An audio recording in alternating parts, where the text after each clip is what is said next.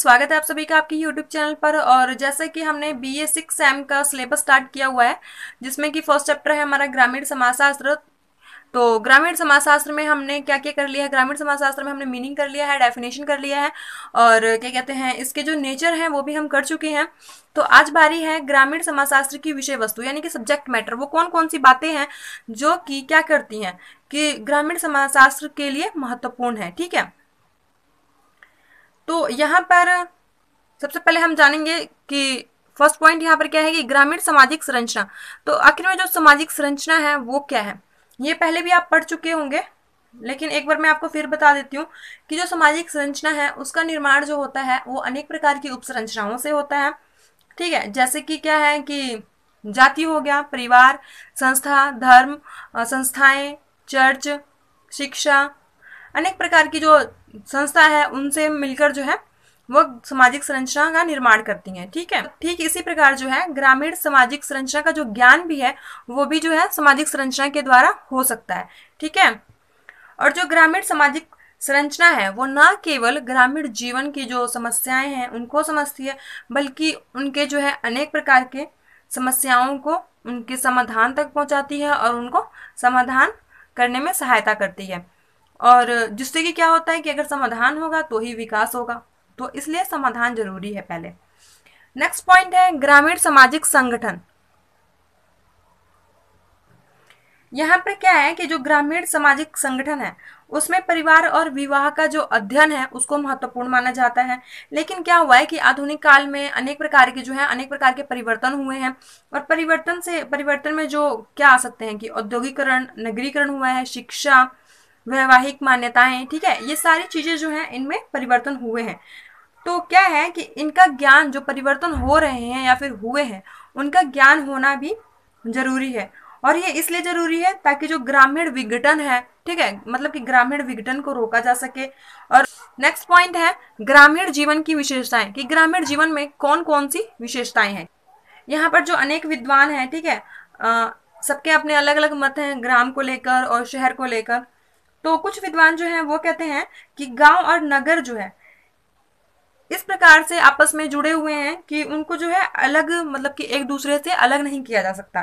तो ठीक इसी प्रकार कुछ ऐसे विद्वान हैं जो कि ये भी कहते हैं कि ग्रामीण जीवन जो है नगरीय जीवन से बिल्कुल भिन्न है, यानी कि बिल्कुल अलग है। कुछ कहते हैं कि सिमिलर है, कुछ कहते हैं कि डिफर है।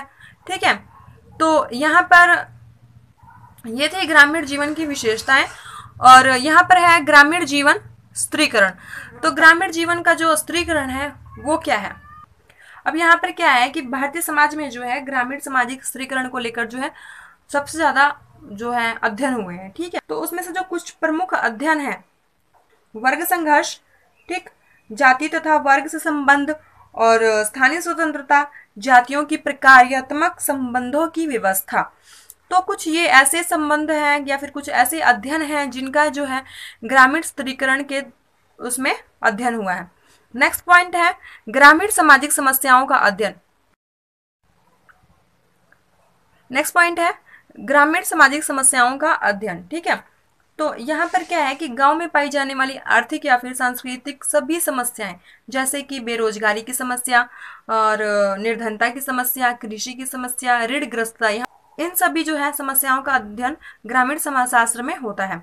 जिस अध्ययन करने से उनका समाधान किया जा सकता है और होता है समाधान, ताकि जो समस्याएं हैं उनको कम किया जा सके और जो गांव है उसका विकास हो सके।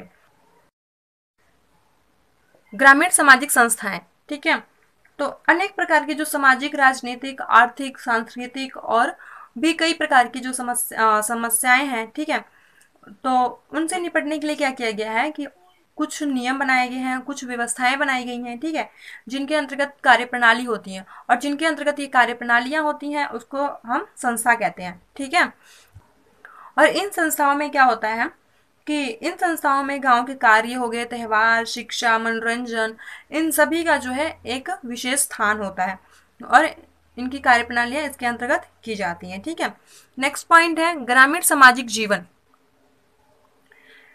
ग्रामीण से संबंधित सामाजिक जीवन जैसे कि आर्थिक, धार्मिक, सांस्कृतिक, शैक्षणिक भौतिक, अभौतिक आदि जो है अनेक पहलू होते हैं, ठीक है, जिनका अध्ययन जो है ग्रामीण समाजशास्त्र के द्वारा किया जाता है।